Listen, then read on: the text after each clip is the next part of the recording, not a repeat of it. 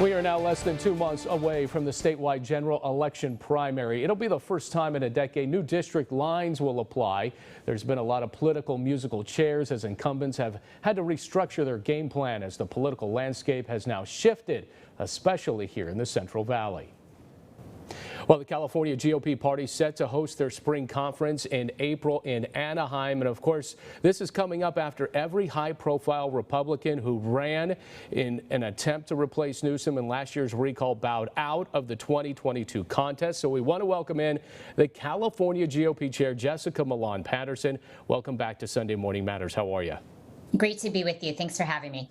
Well, obviously, as I mentioned, no prominent Republican running for governor. How disappointed were you to see that the recall candidates, especially Larry Elder and Kevin Faulconer, decided to sit this one out?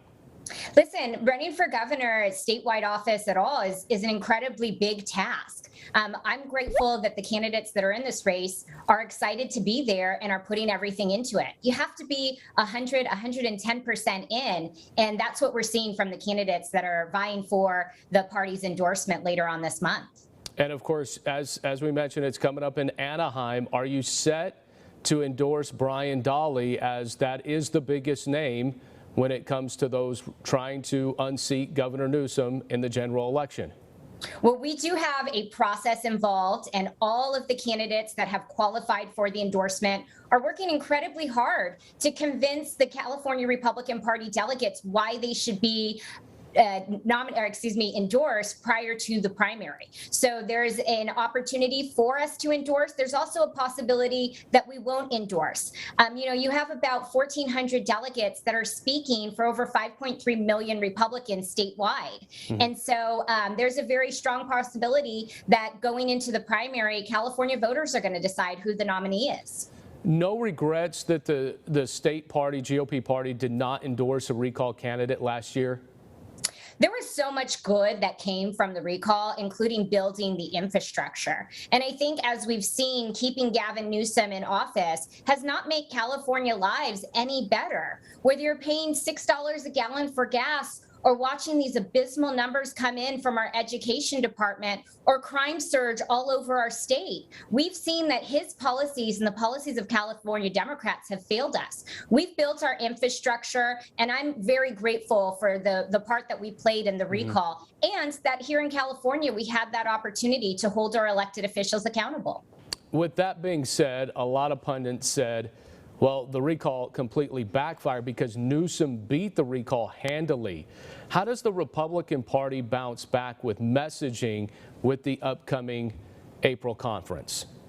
I think that regardless if you're running for governor or dog catcher, it's going to be incredibly difficult to run with that D behind your name. And the reason for it is because California Democrats have been in charge of our state for the last decade. And what do we have for it? We're paying the highest gas prices in the nation. We're about $1.67 above the national average.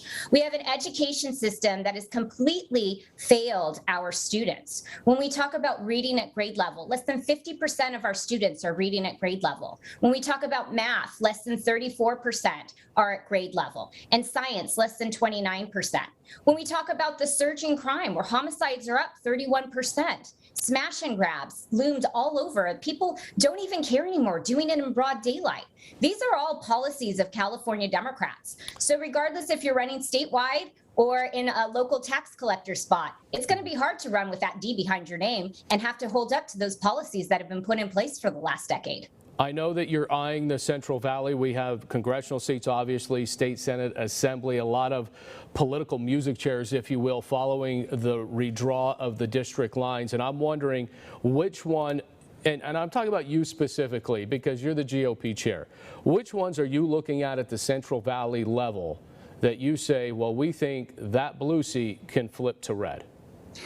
So our message really resonates in the Central Valley. As you know, in 2020, we played in 4 congressional seats. We won all 4 of those congressional seats. Redistricting has given us the opportunity to play in more spots. And in addition to those 4 seats statewide that we played in 2020, we're adding an additional 4 on the congressional side.